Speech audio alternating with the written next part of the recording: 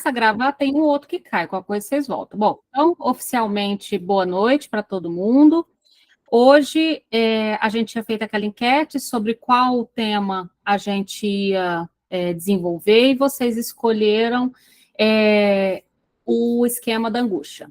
O esquema da angústia, então, vai ser o nosso trabalho nas próximas várias semanas. Digo várias semanas porque ele tem muito conceito dentro, e como a gente tem essa nossa regra de um conceito por hora, né? Mesmo porque acho que nem daria tempo mais que isso, porque em uma hora já é corrido para caramba um conceito, né? Então, no final das contas, a gente vai passar por todos esses conceitos, né? Gabriel, você está com a mão levantada sem querer? Foi sem querer, Renata, desculpa aí. Né? Não, tá bom, tranquilo. Bom, então vou começar aqui. Desse caso, eu vou ter que projetar desde o início, porque hoje a gente vai ter uma visão geral do esquema. Então, a gente não vai entrar em conceitos separados, mas a gente precisa, pelo menos, entender de que modo esses conceitos se relacionam. É claro que isso a gente vai acabar fazendo em dois momentos, porque, primeiro, a gente vai ver como esses conceitos se relacionam sem saber os conceitos, e depois a gente vai entender como esses conceitos se relacionam tendo aprofundado sobre os conceitos, correto? Então, a gente vai fazer agora um voo geral e superficial, sem saber especificamente a definição de cada conceito, tanto em Freud quanto Lacan, inclusive a diferença desses conceitos em Freud e Lacan. Eles não são idênticos e não são todos os conceitos do esquema que estão em Freud. Então, em Freud estão, sobretudo, inibição, sintoma e angústia, e os demais conceitos que vão aparecer no esquema são conceitos que o Lacan introduziu para poder entender melhor a articulação entre esses três propostos por Freud de inibição, sintoma e angústia. Então, tanto a definição desses três primeiros, inibição, sintoma e angústia, já tem alguma distinção em Freud e em Lacan, como outros conceitos, como, por exemplo, passagem ao ato, acting out, real, simbólico, imaginário, não tem na obra do Freud. Já tem a ver com uma releitura do Lacan para poder dar conta da relação entre esses conceitos e da especificidade desses conceitos na clínica, né? Então, vou projetar aqui o esquema para a gente poder conversar sobre ele. Se tiverem perguntas, vocês vão falando. Primeira coisa que eu coloquei aí eu mandei para vocês o PDF, né? Tá lá no grupo. Eu não tive tempo de mandar com antecedência para a Lídia colocar naquele formatinho de e-book bonitinho, depois ela vai arrumar no formato e mandar, tá? Mas fica aquele PDF mesmo daquele jeito não tão delicado e bonitinho, mas o material já está lá. Então, são 4 materiais fundamentais que a gente vai utilizar para essa conversa nas próximas semanas. E é importante que vocês tenham os 4, se não tiver os 4, avisa, tem o PDF de qualquer forma de todos eles, tá? Na obra do Freud, né, 1926, o livro Inibição, o texto, né, Inibição, Sintoma e Angústia. O Seminário 10 do Lacan, esse inteiro, a gente vai percorrê-lo inteiro para dar conta do esquema, porque ele constrói o esquema ao longo do seminário. Então, a gente não vai recortar exatamente só um pedaço do seminário. De fato, a gente vai caminhar por ele. Aí tem 2 artigos que eu acho que organizam bem o pensamento. Um é do Jacques Lamillère, Observações, chama Jacques Lacan, Observação sobre o conceito de passagem ao ato, e nesse ele faz uma distinção bem interessante entre acting out, passagem ao ato, de modo muito claro. E aqui já fica uma coisa para vocês. Quem trabalha com adolescente, esse texto é extremamente importante, porque é um texto que fala sobre suicídio, sobre a diferença entre a ideação suicida e o suicídio propriamente dito, a questão da certeza diante da morte, ou da dúvida diante da morte, a morte como uma questão existencial, a morte como uma possibilidade de saída, enfim, é um texto que trabalha de um modo muito interessante sobre essa questão da morte e do suicídio. Um outro artigo muito bom, do professor Roberto Calazans, sobre psicopatologia dos atos. Então, esses 4 textos são os textos que vão sustentar aqui essa nossa conversa nas próximas semanas. Tudo bem? Então, todos esses textos, se vocês não tiverem disposição, vocês avisem. Bom, continuando. Eu não tenho os dois últimos, Renata. Os dois últimos, vou colocar lá, então, no grupo, tá? Tá, obrigada. Vou colocar lá o PDF e depois a Lídia coloca na pastinha também. Obrigada. Então, Professora, seguindo... do Jacques Lamillet, o Seminário 10 eu não tenho. Eu acho que não tem nenhum deles, só o Freud mesmo. No do grupo, agora eu não sei se estão nos dois grupos, eu tinha colocado a pasta da obra completa do Freud e do Lacan na descrição do grupo. Dá uma olhadinha lá, deixa eu ver se está em todos os grupos. Ó, no Travessia 1, vocês vão olhar que está obra número 4, obras completas do Freud, A Autêntica Companhia das Letras e Imago, e o item 5 da descrição, obras completas do Lacan. Então, vocês têm aí no grupo obras completas tanto do Freud quanto do Lacan, não falta nenhum material desses. Os dois artigos eu mando separadamente, que esses realmente não estão ali no grupo ainda, tá bom? Tá ok, obrigado. E tem todas as traduções para vocês poderem, inclusive, compararem quando precisarem, né? Do Freud, por exemplo, tem as 3 traduções. Lembrando que a única obra completa é a pior, que é a da Imago, né? As outras não estão completas. E, no caso da Autêntica, nunca será completa, porque a proposta é traduzir as obras incompletas, né? Bom, então vamos lá. Inibição, sintoma e angústia. Por que que o esquema, embora tenha mais conceitos, eu deixei essa nomeação? Porque é o ponto de partida e por isso que ele está marcado aqui, ó. Inibição, sintoma e angústia. Está marcado no esquema porque ele é o ponto de partida da obra do Freud e é o ponto de partida de todo o esquema da angústia. E por que que chama esquema da angústia? Porque todo esse esquema vai desembocar na angústia. Então, a angústia, como é o ponto último do esquema, né? Ou seja, o ponto de maior dificuldade e de maior movimento, o esquema da angústia, porque ele é a última saída possível, que a gente espera evitar, a última saída possível do funcionamento, do nosso funcionamento. Vamos tentar que funcionamento é esse. Então, só por enquanto, lembrando, a gente está dando um voo rasante, muito raso sobre o esquema, mas só para que vocês memorizem os lugares das coisas para ir fazendo sentido à medida que a gente entrar. E cada vez que a gente entrar em um conceito, voltem nesse esquema para ver onde que ele se localiza. Mas vamos lá. Quem propôs sobrepor esses dois, na obra do Freud, essa construção sobreposta não está desse jeito. Quem fez essa ideia muito boa de sobrepor foi o Roberto Calazans, nesse artigo. Então, ele fez essa ideia, o Lacan, ele coloca um esquema e depois outro esquema. Ele propôs colocar um em cima do outro, eu achei que ficou legal. Por que um em cima do outro é interessante? Veja, nós temos, nessa linha de cima, quais são as respostas que é possível se dar. Nessa linha, né, vertical, quais são os registros. E veja, tanto o registro é da ordem do real, do simbólico, do imaginário, quanto as respostas também são da ordem do imaginário, do simbólico e do real. Uma característica primeira que vocês já percebem aqui e vão ficando já na cabeça, mas por que essa característica? O mais próximo da origem ao imaginário, acho que vocês já entenderam o porquê um pouquinho, porque a gente vem conversando um pouco sobre isso, e o mais distante do ponto inicial do esquema é o real. Tanto na horizontal quanto na vertical, o início é de ordem imaginária e o percurso desemboca no real. De tal modo que o início, a gente já falou sobre início e imaginário algumas vezes, né? E o real como algo mais distante, mais desconhecido, algo que está lá na frente. Bom, então, tanto a resposta quanto o registro iniciam da ordem imaginária e avançam para o registro ou a resposta da ordem real. Outra característica também, junto com a resposta, a gente tem a linha da dificuldade. E junto com o registro, a gente tem a linha do movimento. Não é à toa que esses dois estão paralelos. Veja, a resposta e a dificuldade são paralelos porque elas dizem a mesma coisa. Qual é a resposta que eu tenho que dar e quão difícil é dar essa resposta? A resposta pela via da inibição, ela parece muito menos difícil do que a do sintoma e parece muito menos difícil do que a da angústia. Isso significa que a dificuldade relativa à inibição, e talvez por isso é possível ficar longamente no funcionamento da inibição, o funcionamento da inibição ele exige uma dificuldade menor do que da angústia. Então, a resposta diante da inibição é muito mais possível do que a resposta diante da angústia. A angústia exige uma resposta, mas é no nível máximo da dificuldade.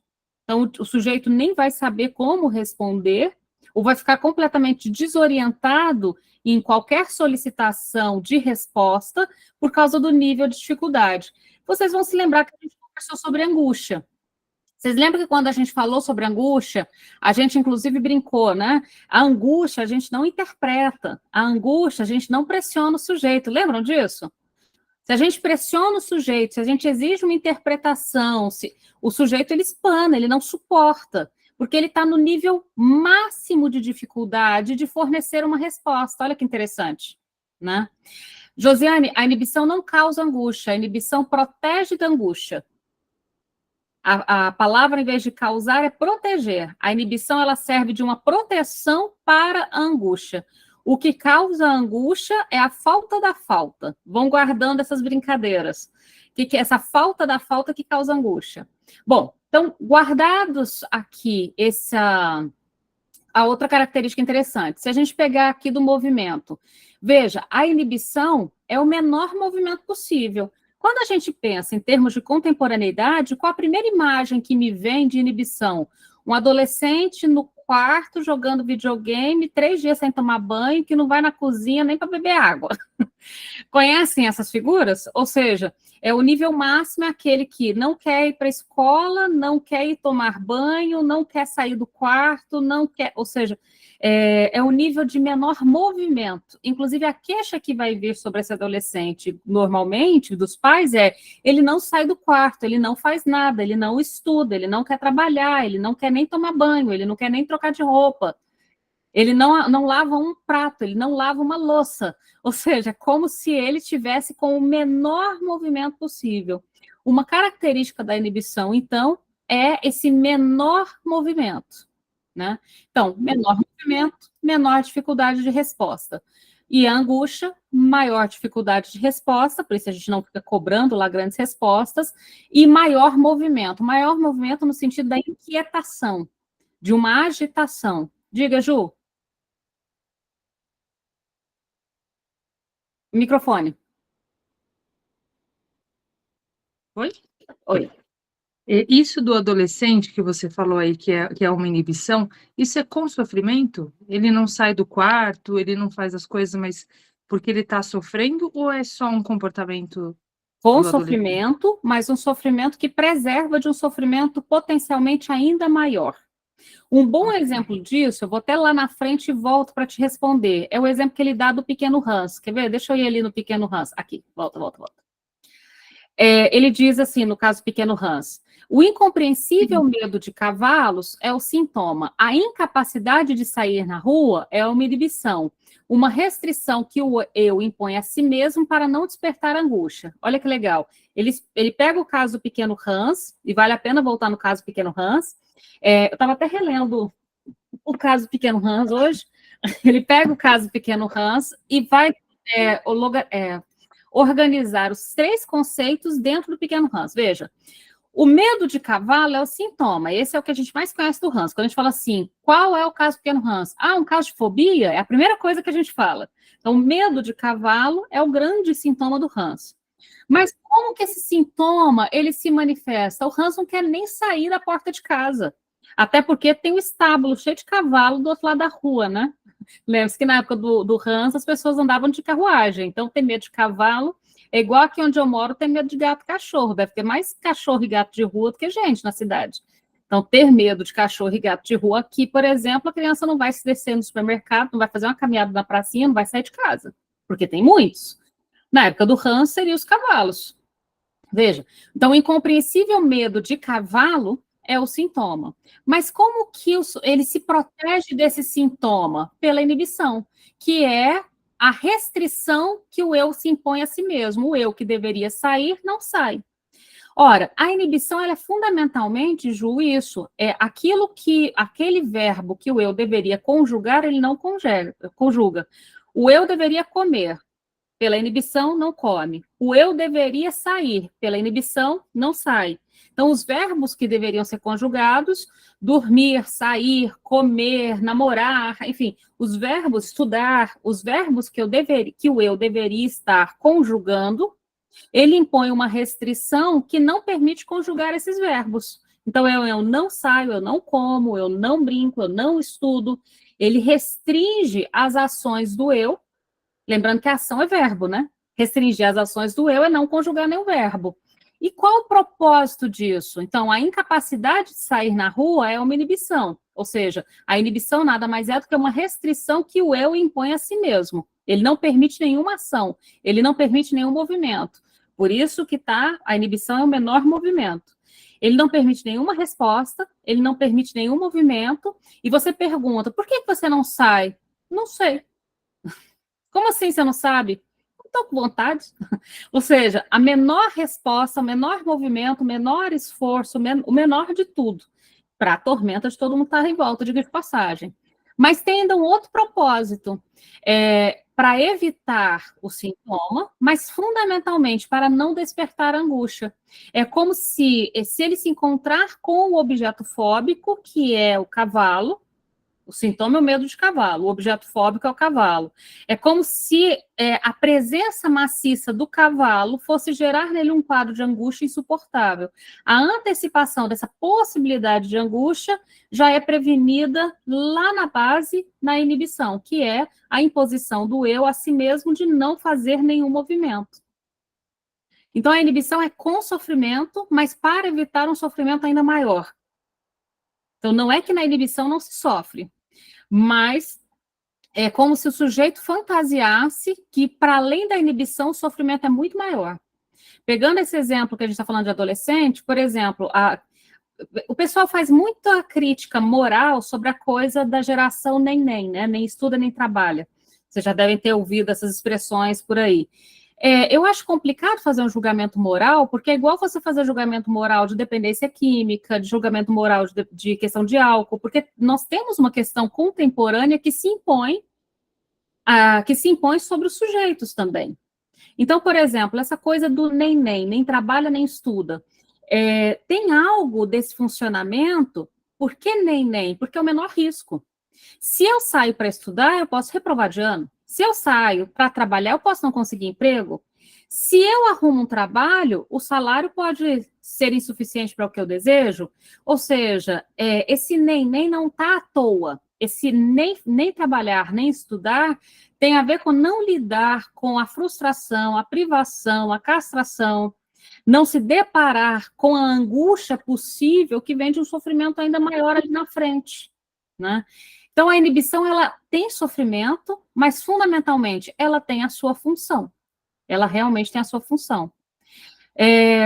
Carol, você quer perguntar? Você fez uma relação aqui em relação ao autismo. Carol não, Carla.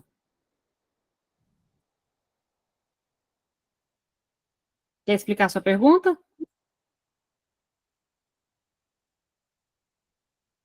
Não achei a Carla.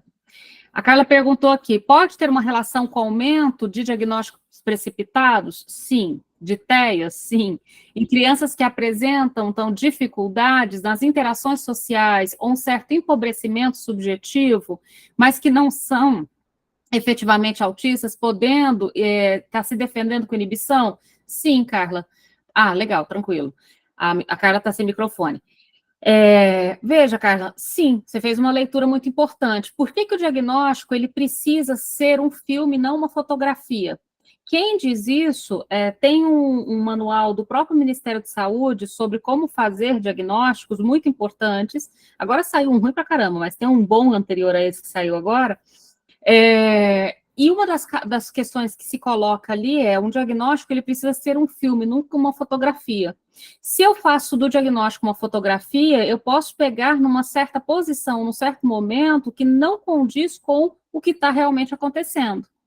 Então, por exemplo, uma criança inibida, ou um adolescente inibido, um adulto inibido, a inibição pode ser algo relacionado ao autismo? Pode, mas necessariamente Não. Necessariamente não. Então, essa inibição ela tem que vir acompanhada de outros marcadores, de outras características, de outras possibilidades para eu pensar em autismo. Mas, sim, precipitadamente, pode se diagnosticar como autismo, mesmo aquilo que é uma dificuldade de interação social e não uma recusa no sentido da elisão dessas trocas pulsionais. E é interessante saber a diferença entre os dois. Você faz uma leitura importante aí, Carla. Oi, Ana. Boa noite. Ô, Renata, um caso, assim, quando você está falando aí, de uma adolescente que eu atendi, que esse encontro com a alteridade, esses primeiros encontros dessa inibição, e eu fiquei, assim, quando você falou, aí eu acho que dá um exemplo de inibição e de angústia. E ela era atendida por uma psicóloga que sempre cobrava dela, porque ela nunca tinha beijado. E a profissional falava assim, tá faltando um brilho, tá faltando um brilho. E aí, na verdade, faltava era o grito. E ela muito angustiada, porque além desse encontro que tinha inibição, essa angústia, porque ela vinha de um lugar assim, de uma adolescente, você é muito madura, você dá conta de tudo. E esse encontro com o outro, assim, ela teve um surto diante disso, dessa cobrança também. Imagina na angústia e o profissional cobrando assim. Que dia, você não beijou? E ela falava que e ela não ela ficou um ano indo nesse profissional e ela não dava conta de. E ela sempre, além do que ela estava vivendo, ela tinha que entregar esse beijo para a psicóloga. Não, né? Para então, quem que era importante esse beijo, né, Ana Maria? E tem um ponto importante. Angústia, inibição. Então, a pergunta que se faz diante da inibição, lembrando que a inibição pode ser interpretada, a inibição pode ser, porque a inibição está na menor movimento e menor, então, assim como o sintoma também pode, a inibição que está antes pode, a angústia que é mais complicado. Mas a pergunta que se faria aí, Ana Maria, é a que serve essa inibição? Se a inibição, ela serve como uma espécie de proteção para um sofrimento, a fantasia de um sofrimento, né, que viria ainda maior, é necessário, então, não focar na inibição, mas aquilo que a inibição pretende proteger. Então, seria de se perguntar a que ela usa a inibição para se proteger. Sobre esse, poderia, por exemplo, como você está colocando, sobre algo da ordem do sexual. Então, a questão não é tecnicamente ir lá e beijar, porque senão a gente volta para aquela época maluca, vocês vão se lembrar de uma época maluca, que tinham pais que levavam os filhos para fazer iniciação sexual. Vocês lembram dessa época maluca? O bom é que essa época maluca... Bom? Não, bom é uma péssima. O terrível é que essa época maluca não passou em todas as regiões do país, tá? Ainda existem pais que levam os meninos, nunca as meninas, porque as meninas não podem transar com ninguém, os meninos têm que desesperadamente transar o quanto antes. Ainda existem pais que levam os meninos para fazer essa entrada forçada, e essa entrada forçada, pensa o quão traumático é. Olha, a pessoa que vai transar com você vai ser paga para isso. Seu pai vai te levar. Você não vai ser perguntado se esse é o seu desejo, ou se esse é o seu momento, se essa é a sua orientação sexual, se condiz com a tua identidade. Não, você vai ser conduzido porque é uma tradição, porque está estabelecido, porque teu pai está preocupado, ou seja, nada da ordem do próprio desejo. Então, a pergunta, Ana Maria, que se faz é, se a inibição ela serve como uma espécie de proteção, de barreira para um sofrimento ainda maior, quando o sujeito inibe, a pergunta que fica é, o que ele está protegendo de trás dessa inibição? É essa a nossa investigação, entende? É o que... A gente poderia, portanto, considerar que a inibição ser, talvez, seria, não, eu acho que é, né? Um mecanismo de defesa também. Tá certo? A inibição é um mecanismo de defesa também, ela serve como uma defesa da angústia, em última instância, da angústia. Perfeito. Maila? Oi, pessoal. Eu não estou podendo ligar a câmera porque eu estou num momento bem oportuno. Estou meio gripada. Mas aí eu estava pensando em um caso que eu atendi, ainda é muito recente, semana passada, mas que existe uma angústia muito grande em não conseguir ter ereções, sabe? E aí a inibição, no caso, é não conseguir ficar ereto, sabe? Não conseguir ter essa desenvoltura sexual que que ele desejaria. E aí eu estou pensando agora, me deu um insight muito bom de o que esse ato do sexo se realizasse poderia causar nele, sabe? Tipo, a angústia que viria à medida que esse sexo se concretize. Perfeito. Percebe? Esse insight seu é fantástico. É para isso que a gente está aqui, né? Veja, é isso. Então, não se trata de você ir lá fazer uma cartilha. Olha, é o seguinte, você vai fazer... Já pensou você dando instruções, né, de como ele deve fazer para que esse ato se consuma? Que é o que a Ana Maria está falando, né? Como que você vai fazer para esse tal beijo acontecer? Não se trata disso. Por que não pode esse beijo? Por que não pode a seleção? Por que não pode isso que se inibe, né? O eu impõe a si essa imposição, essa proibição, esse impedimento, por quê? Né? E aí, voltando aqui no nosso esquema, então lembra, o esquema, graficamente, ele é assim. Como que a gente pode ler esse esquema? A gente está usando aqui, de novo, o texto que eu falei para vocês, do Roberto Calazans, para essa organização do esquema, porque na obra do Lacan, esse esquema vai sendo construído, inclusive, literalmente por rabiscos, tá? Porque ali está o desenho do rabisquinho que o Lacan fez no quadro, tá? No Seminário 10.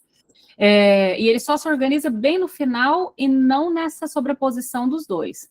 Então, como que a gente pode ler? Veja, no eixo vertical, ou seja, no eixo que eu desço, né, da inibição para a efusão, do impedimento para acting out, do embaraço para a angústia, né?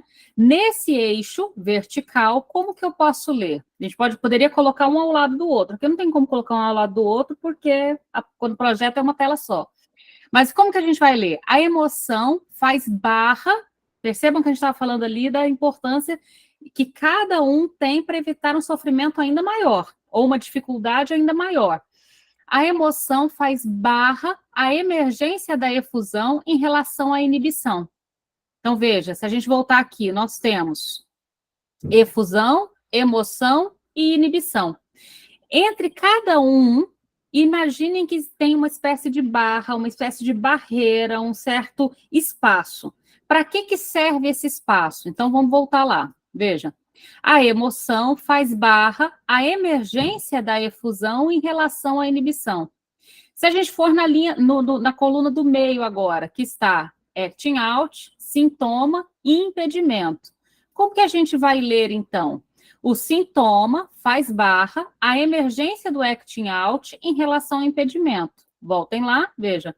O sintoma faz barra a emergência do acting out em relação ao impedimento. Voltando aqui. O próximo.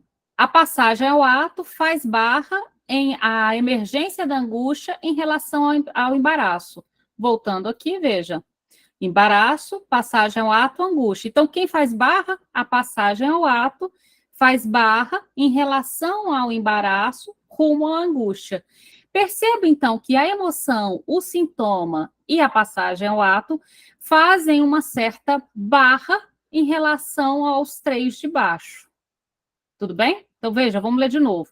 A emoção faz barra emergência e defusão em relação à inibição, o sintoma faz barra no sentido de que ele está no meio, fazendo uma barreira entre o que está em cima e o que está embaixo. A emergência do acting out em relação ao impedimento e a passagem ao ato faz barra a emergência da angústia em relação ao embaraço. Por que a gente precisa entender o embaraço, a passagem ao ato e a angústia? Porque o embaraço, ele nos vai dar uma notícia muito importante de uma intervenção que ainda dá tempo de fazer antes do sujeito chegar na passagem ao ato, que aí já é risco de morte, suicídio, ou num caso de angústia, em que é uma coisa que já não se pode interpretar mais, que é o ponto extremo do afeto, o ponto extremo de manifestação.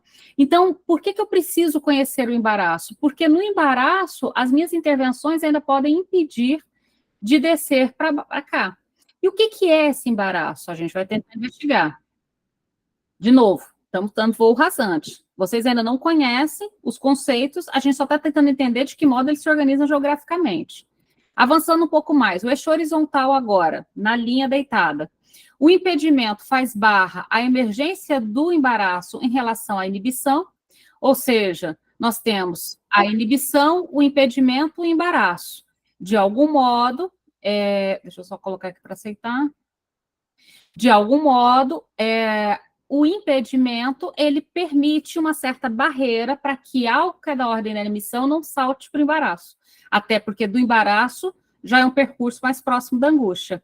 Então, é necessário que a inibição não se torne embaraço. Ana e Mayla, percebem o que a exigência de confrontar a questão da inibição, o beijo e a ereção, pode levar ao embaraço? Então, ao invés da intervenção não conduzir a angústia, uma vez que o embaraço está mais próximo da angústia do que a inibição, uma vez que eu confronto não o que a inibição protege por detrás, mas a inibição em si, tipo, supera essa inibição, vai lá e beija, né? Toma um Viagra, vai lá e resolve esse negócio. Ou seja, à medida que eu imponho ao sujeito o verbo que está ali inibido, essa imposição de um verbo que está ali inibido vai levar a um quadro de embaraço. E esse quadro de embaraço é mais grave do que a da inibição. Ou seja, ele produz maior dificuldade de resposta. Tem um filme, chama Medianeiras, um filme argentino, eu gosto muito do cinema argentino. Esse filme Medianeiras são, sabe aqueles prédios que tem sempre uma parede que não tem janela nenhuma, que dá para outro prédio, né? Medianeiras são aquelas paredes de prédio que não tem janela nenhuma, e nem pode ter janela porque vai construir outro prédio do lado, né? Tem um filme argentino que chama Medianeira, tem uma moça lá, muito inibida, com muita dificuldade de se relacionar com as pessoas, ela quer muito conhecer pessoas, ela gostaria muito de se relacionar com um cara, mas ela não tem as condições mínimas. E um dia ela está fazendo natação, rola um clima, que é algo muito difícil para ela, com o outro rapaz, e o rapaz, diferente dela, ela é muito inibida, o rapaz não era inibido, o rapaz, então, toma iniciativa, vem, chama para sair, etc. Só que aí acontece uma tragédia, os dois vão transar e o cara brocha, e ela se desespera completamente, porque ela não estava nem aí para o sexo. Mas o que era a preocupação dela? Que ele, embaraçado com a condição, desaparecesse. E eis o que acontece? Ele, embaraçado com a condição, desaparece. E para ela era muito importante que ela conseguisse fazer aquele encontro. O sexo era completamente irrelevante para ela. Ela não estava nem um pouco preocupada se o cara tinha broxado ou não broxado. A única preocupação dela será que ele vai suportar este acontecimento? Bom, ele não suportou, como a maior parte não suporta. E embaraçado, ele sai da história do filme. Mas é interessante o que isso causa, o que esse embaraço ali causa. Bom, continuando então a nossa linha. Bom, voltando. O sintoma faz barra a emergência da passagem ao ato em relação à emoção, e finalmente o acting out faz barra em relação à emergência da angústia em relação à efusão. Então, basicamente, a gente está vendo de que modo cada uma dessas linhas, tanto horizontais quanto verticais, permitem com que o elemento do meio faça barra ao elemento que vem ou embaixo, ou seja, aos elementos com maior movimento, aos elementos com maior dificuldade. Perceba que, no final das contas, a ideia é tentar entender de que modo isso serve para a clínica. Vamos avançar um pouquinho mais? Por enquanto, eu só queria que vocês tivessem uma noção gráfica. Agora, vamos entender a relação entre os conceitos para a gente poder depois aprofundar em cada um deles. Primeira coisa, a inibição é patológica? Não. A inibição não é necessariamente patológica. Mas a inibição, eu diria que é um ótimo motivo para você procurar tratamento. É um ótimo motivo para a pessoa procurar tratamento. Afinal, a inibição está lá por algum motivo. E antes que esse motivo ultrapasse os limites da inibição, ou o sujeito habite o resto da vida dentro da inibição para não encontrar o que a inibição protege, nas duas circunstâncias seria um prejuízo enorme, é melhor que a inibição já seja uma causa para procurar tratamento. Se procura análise só porque é patológico? Não. Se procura análise pelo sofrimento, pelo mal-estar, por aquilo que não funciona. Ou seja, não se procura análise só pelo que é da ordem do patológico, de modo algum. Então, a inibição não é necessariamente patológica. Pode-se também chamar de inibição essa restrição normal de uma função, né? Já o sintoma indica a existência de um processo patológico. Lembrando que patológico para a psicanálise, para o Freud, não é da ordem da patologia, como, por exemplo, para a psiquiatria. Patológico no sentido de haver um amor aquele sintoma, e aquele sintoma passa a reger o modo em que o sujeito organiza a própria vida. Então, o pato lógico, pato de paixão, né, é uma lógica, né, apaixonada em relação àquilo que faz uma certa marcação e organização do funcionamento do sujeito. Não é uma patologia como um câncer ou qualquer coisa do tipo que pode ser extirpado dali, não é esse o patológico do sintoma, mesmo porque o sintoma você não pode extirpá-lo. O sintoma da psicanálise, ele vai permanecer. A questão é a posição do sujeito diante desse sintoma e se o sujeito consegue pelo menos ceder um pouco do seu sintoma na análise. Mas destituir o sintoma seria destituir o sujeito da organização que ele tem da própria vida. Não se trata disso. Seria destituir o sujeito neurótico da neurose, destituí-lo do sintoma. Ele vai ceder e deixar um pouco do seu sintoma, mas o sintoma continua sendo um certo modo de organização do mundo. Tá? O sintoma não pode ser todo interpretado, tampouco pode desaparecer completamente. Então, a inibição não é necessariamente patológica, né? A inibição pode ser uma restrição normal, uma função, né? O sujeito não querer sair de casa, não querer beijar alguém, não querer, pode ser uma restrição normal de uma função, mas o sintoma já aponta para algo mais da ordem patológica. Por outro lado, a inibição não é, então, equivalente a um sintoma, eles não são sinônimos, mas, eventualmente, eles vão se encontrar numa mesma manifestação. Existem algumas manifestações que são equivalentes, que o sintoma é a inibição. Mas a inibição não é equivalente ao sintoma, mas eles podem se encontrar. Por exemplo, isso que a gente falou aí de não sair do quarto. O sujeito chega, normalmente, vamos falar do adolescente que não sai do quarto. Se o adolescente não sai do quarto, dificilmente ele vai procurar atendimento, né? Se o adolescente não sai do quarto, é muito provável que alguém se incomode com isso e procure atendimento para esse adolescente que não sai do quarto. Ora, embora o não sair do quarto, o não estudar, o não trabalhar, o não fazer, né, o não conjugar nenhum verbo, a gente esteja dizendo aqui que ele é da ordem da inibição, esse também é muito provavelmente o sintoma. Também provavelmente um encontro ali das duas manifestações. O sintoma também vai estar naquilo que ele faz dentro do quarto. Por exemplo, a gente pergunta, mas ele não sai do quarto. Ele faz o quê enquanto está no quarto? Ele joga online. E quando ele joga online, que jogos são esses? São jogos X ou Y. E nesses jogos X ou Y, quem é ele no jogo? Tal personagem.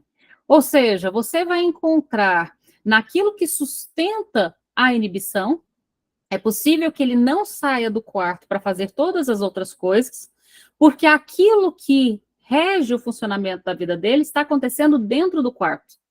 Deu para entender a lógica? Isso significa que, então, numa mesma manifestação, não sair do quarto, a gente consegue localizar tanto a inibição quanto o sintoma. E é necessário buscar as duas coisas, tá? E buscar as duas coisas implica justamente nisso, né? Então, você não sai do quarto, mas o que você fica fazendo lá? Eu durmo, mas você dorme 24 horas por dia? Não, quando eu não estou dormindo, eu estou jogando videogame. Bom, e enquanto você não está dormindo nem jogando videogame, o que mais você faz? Às vezes eu vou no banheiro, eu tomo banho, eu como, né?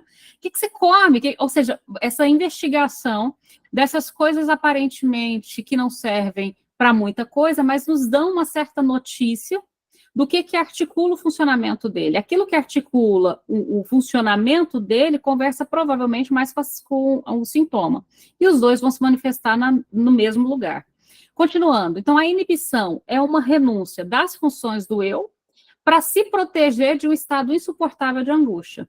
Então há uma suposição que lá fora do quarto eu vou encontrar o monstro devorador da angústia.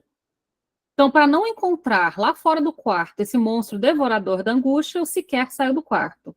Lá no mercado de trabalho, eu vou encontrar o monstro devorador da angústia. Então, para não encontrar, eu sequer vou ao mercado de trabalho. De tal modo que você tem jovens que você pergunta aos 17, 18, 19, mas e aí, você não tem vontade de sair da casa dos seus pais, de fazer uma faculdade, de morar sozinho? Não, tudo que eu preciso está aqui. Ora, tudo que eu preciso está aqui qual é esse tudo que se precisa, que cabe em 10 ou 12 metros quadrados? Né? Então, a inibição renuncia às funções do eu, então esse eu não estuda, esse eu, o que são as funções do eu, já explicamos lá atrás, são os verbos, tá? Esse eu não estuda, esse eu não sai, esse eu não transa, esse eu não trabalha, esse eu não toma banho, entendem? Então, a inibição renuncia às funções do eu para se proteger de um estado insuportável de angústia, que talvez o sujeito nem chegou a experimentar, tá? Ele supõe que experimentará, tá claro?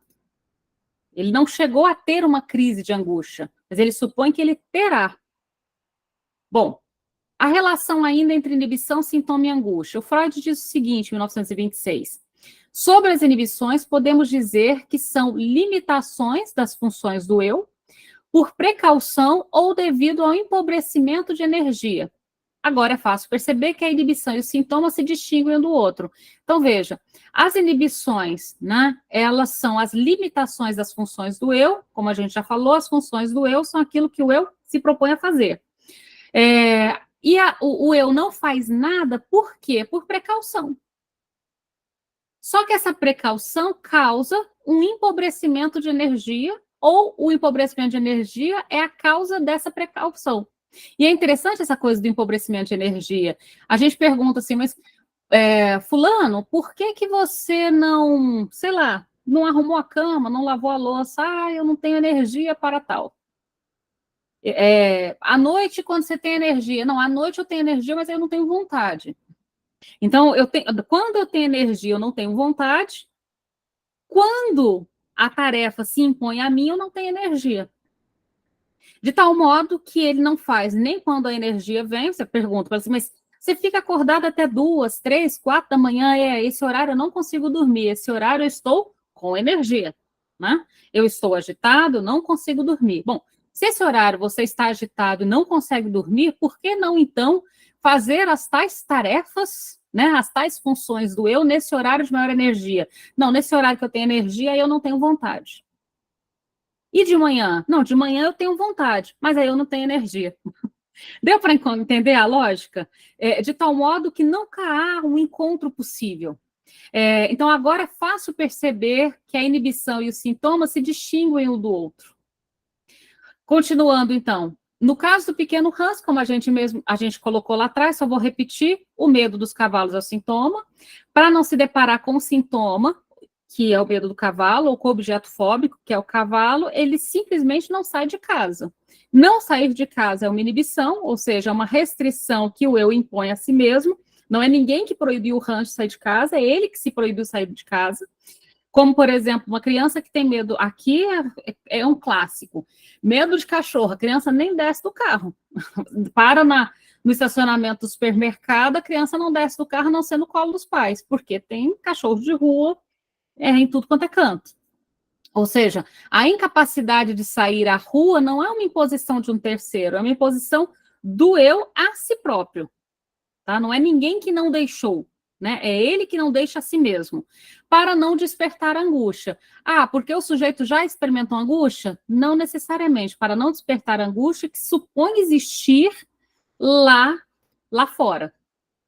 Para fechar essa partezinha aqui, aí eu te passo, Ju. Então, a inibição, então, está na dimensão do movimento, no sentido mais amplo do termo, né? Existe movimento, pelo menos metaforicamente, em toda função. Então, cada verbo exige um movimento. A inibição é da paralisação do movimento. Então, a inibição, em última instância, paralisa qualquer movimento. Ou seja, coloca um não na frente de cada verbo. Né? Então, eu trabalho, eu não trabalho. Eu estudo, eu não estudo.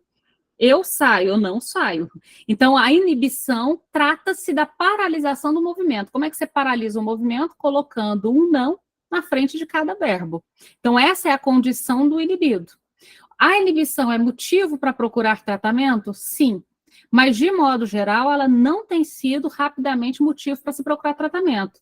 A gente tem adolescentes que só chegam a gente depois que reprovaram de ano, depois, ou seja, estão dentro do quarto na pandemia inteira, e aí vem um problema da pandemia. A pandemia normatizou essa coisa de entrar dentro do quarto e não sair mais, tá? Qualquer inibição deve ser considerada, Laís, veja, a inibição não é necessariamente patológica, mas para eu saber se ela é patológica ou não, é interessante saber qual a consequência que ela traz e o que está por detrás dessa inibição que o sujeito não quer se proteger.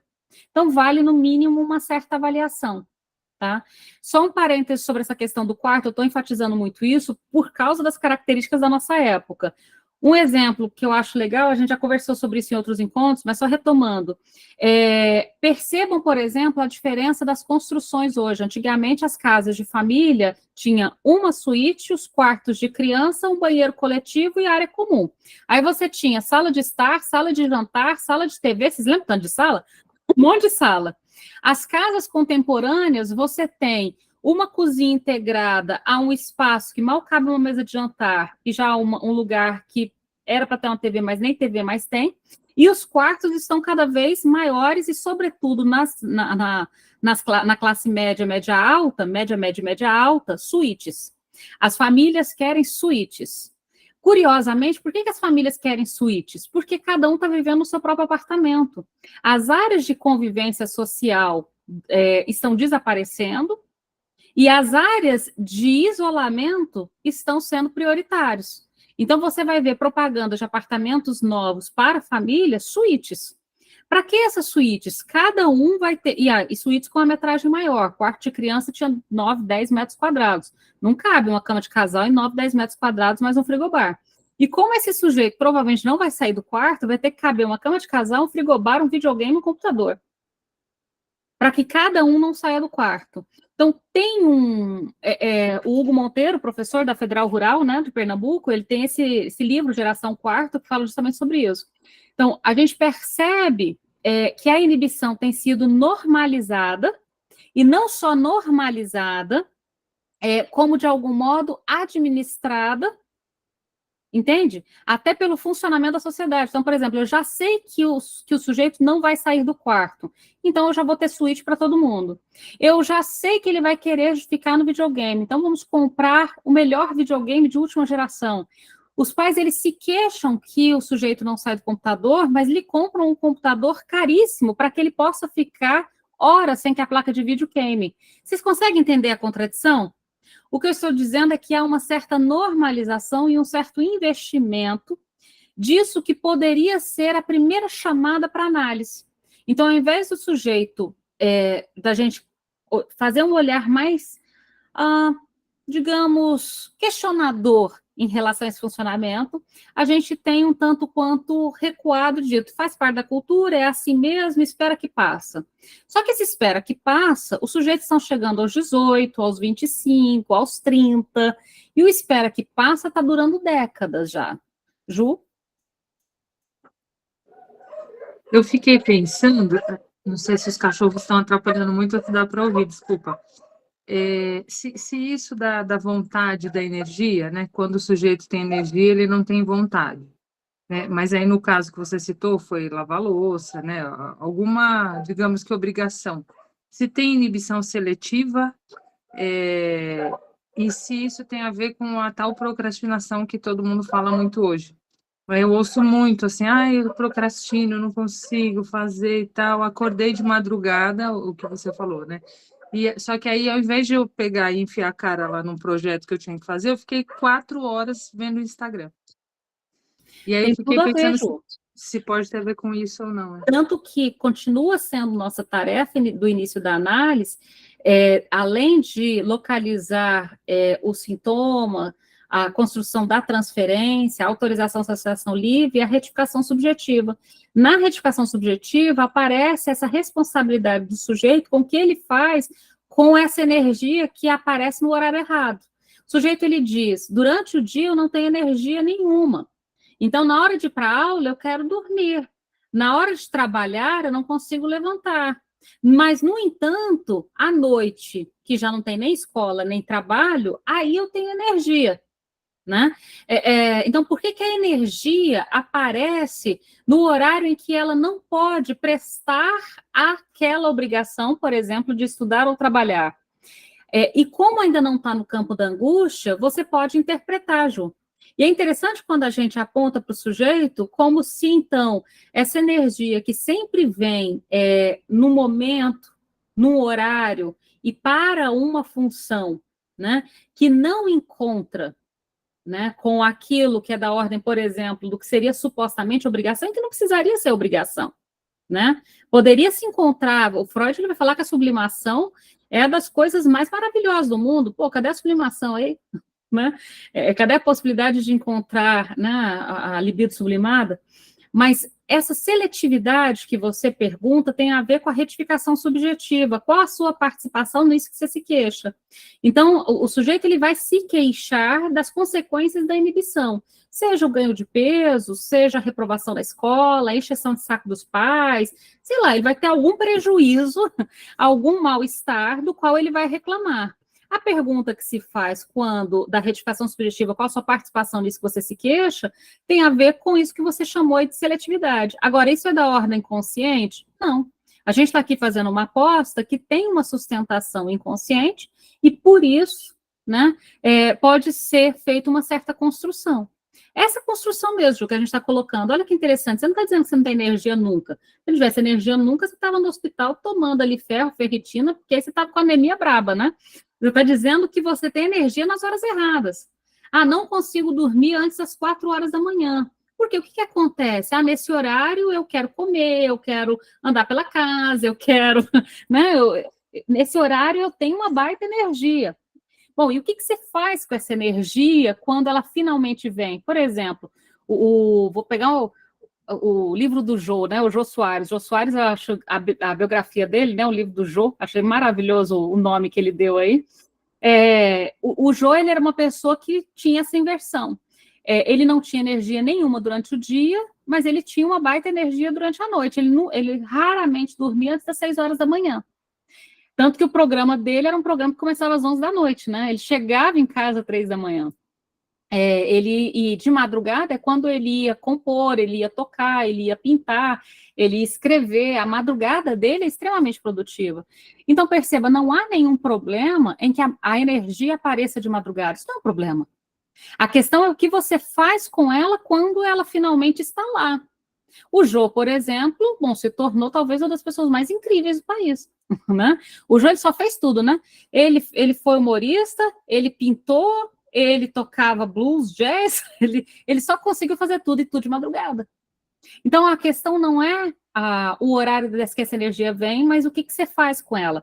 E a convocação vai ser essa, porque, veja, do ponto de vista da psicanálise, não me importa se o sujeito funciona de madrugada ou de dia, mas que ele consiga fazer com isso uma vida, que ele queira estar nela, diga-se de passagem. E aí a gente se surpreende nessa coisa, o sujeito fala assim, mas é que eu não consigo acordar cedo. Ok. Como assim, ok? Todo mundo fala que tem que acordar cedo? Não necessariamente. Minha brincadeira é sempre, o Jô Soares nunca acordou cedo. E foi quem foi, né? Vamos circular um pouquinho mais? Rosana. Boa noite, Renata, pessoal. Eu estou pensando, ainda um pouco voltando nessa coisa da contemporaneidade, se seria um sintoma da nossa época de um adiamento à vida adulta, de uma recusa de entrar na vida adulta, esse medo que a inibição tenta, acho que eu posso colocar como medo, né? Ela tenta proteger o sujeito justamente de crescer, né? E a outra coisa que eu pensei, se teria ligação com a melancolia ou não. Tipo assim, da inibição você não vai chegar numa melancolia que é o esvaziamento total, né? De desejo, de interesse. Porque enquanto ele está no quarto interessado que seja no videogame, é alguma coisa. Agora, se ele se desinteressa de tudo, né? O adolescente. A gente pode conversar, embora a inibição, por exemplo, inibição na infância e na adolescência, é normalmente o que, por exemplo, a psiquiatria de crianças e adolescentes vai chamar de depressão infantil. A depressão na criança está muito relacionada, e na adolescente está muito, a depressão aí já não é da psicanálise, estou fazendo uma relação entre o que a psicanálise está apontando com o que o DSM aponta. Quando você pega o quadro de depressão na infância, você vai perceber lá que a descrição é um quadro de inibição, né? A questão é o que a gente faz e o que a psiquiatria faz com isso. Por exemplo, eu particularmente sou muito resistente a medicalizar crianças, né? Sobretudo se a gente for pensar que essa geração vai ter 100 anos. Então, é interessante a gente pensar em achar outras saídas, porque para cada mal-estar, em cada época, você entrar com medicação, você chega aí aos 40 tomando umas 30, né? Então, porque normalmente a pessoa só entra, ela não sai, né? Ela só vai entrando e somando e somando. Agora, isso que você aponta na relação com a melancolia, aí é um ponto muito importante. Na melancolia, o eu se esvazia. Na inibição, o eu se impõe. Percebe que na inibição, veja, olha o que o Freud coloca aqui, veja, o eu impõe a si próprio. Se o eu impõe essa restrição a si próprio, o eu está lá ativo e atuante. Então, é bem diferente da melancolia, ainda bem, diga de passagem, porque o eu não está esvaziado. Por isso, inclusive, você pode questionar as restrições que o eu impõe a si próprio. Por que justo essa restrição e não outra? Né? Essa é a brincadeira. Né? Então, por que com a sua energia você faz X e não Y? Né? Então, pode-se cobrar, se intervir sobre o eu, porque o eu está lá. Na melancolia, não. Carol? Boa noite, Renata. Boa noite. Boa noite, colegas. Eu queria saber um pouco sobre a direção do tratamento na inibição. Então, a direção do tratamento, primeiro, de modo geral, a inibição, veja, na infância, a inibição está na infância, criança mesmo, pequeno Hans, né? 5, 6, 7, 8. A inibição, ela está muito, muito relacionada a medos. Não dormir sozinha, não querer ficar na escola, sem a mãe, ir para a escola e chamar lá para o terceiro horário para voltar para casa. Então, você vai perceber que a inibição em crianças pequenas, ela acaba apontando muito para o sintoma medo, né? Pronto. No caso do adolescente, a inibição ela não aponta mais para o medo com tanta frequência. A inibição aponta mais visivelmente para uma recusa. A criança ainda fala, não é que eu não quero ir para o meu quarto, eu tenho medo de dormir sozinha, né? Não é que eu não quero ir na rua, o pequeno Hans diria, eu tenho medo do cavalo que está ali do outro lado, né? Então, a inibição ela aponta, ela dá notícia do sintoma com muito mais clareza, Carol. Na adolescência, a inibição ela fica mais enigmática. Porque, não sei se ficou claro, mas a inibição na criança, ela aponta rapidamente para o sintoma. Na adolescência, não aponta tão rapidamente para o sintoma. Até porque o adolescente, ele já esconde muito bem o jogo. Coisa que criança não esconde. Lembra lá dos escritores criativos se devanear, né? A criança, ela desenha na frente de todo mundo. Ela expõe o seu sintoma, o seu desejo, a sua fantasia, ela não tem por que esconder isso. Mas o adolescente, já mais próximo aí do precipitado fantasístico, diga de passagem, ele tem por que esconder. Então, a inibição, ela não aparece, a princípio, atrelada de modo claro ao sintoma. Por isso, tanto julgamento moral. Ele não tem problema nenhum, ele é um vagabundo, ele não quer fazer nada, porque ela não aparece tão visível. Na criança, você não vê tanto julgamento moral, porque a inibição ela vem muito próxima à manifestação do sintoma, à manifestação da inibição. Bom, nesse sentido, então, Carol, a condução é diferente para uma e para outra. Quando a gente for aprofundar em cada conceito, acho que vai ficar mais claro. Mas veja, no caso da criança, se a inibição aponta muito rapidamente para o sintoma, e o sintoma é uma metáfora que pode ser interpretado, você já sabe que a condução vai apostar para essa interpretação. No caso do adolescente, que o sintoma ele está bem escamoteado, bem escondido, vai faltar elementos para interpretação sobre o sintoma, a gente vai começar a brincar um pouco mais com a própria inibição. né? Me conta um pouco como é que é essa inibição. Você nunca tem vontade de nada? Não, eu tenho, mas na hora errada. E aí a intervenção vai girar primeiro e mais recorrentemente em torno do modo em que a inibição se manifesta. Não, de modo algum, do sujeito superar a inibição à força. Mas que o sujeito, ele próprio, comece a falar assim, mas que esquisito isso, né? Por que será tal coisa? E ele vai metaforizar até chegar no sintoma. Vai ficar mais claro à medida que a gente for avançando, tá bom? Rosane, e aí a gente encerra porque já estouramos o horário. Diga, Rosane.